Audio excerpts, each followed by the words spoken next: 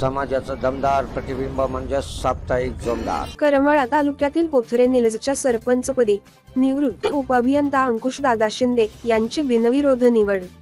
अविनाश जोशी यांनी दिलेल्या सविस्तर बातमीला आपण पाहूया. करमाळा तालुका पोथरे निलज ग्रुप ग्रामपंचायतच्या रिक्त सरपंच पदाकरिता एकमेव अर्ज आल्याने पाटील जगताप गटाचे निवृत्त इंजिनियर अंकुशदादा शिंदे यांची बिनविरोध निवड झाली आहे. या प्रसंगी निवडणूक अधिकारी म्हणून सर्कल श्री विनोद बनसोडे, तलाठी सोमनाथ खराडे, हर्षल शिंगाळे, ग्रामसेवक हरिभाऊ दरवडे, पोलीस पाटील संदीप शिंदे पाटील, कोतवाल रवी जाधव, शिपाई शांताराम जाधव, सुनील जाधव, हमीद शेखतर पाटील, जगताप बागल गटाचे नेते, पदाधिकारी, कार्यकर्ते मोठ्या संख्येने उपस्थित होते.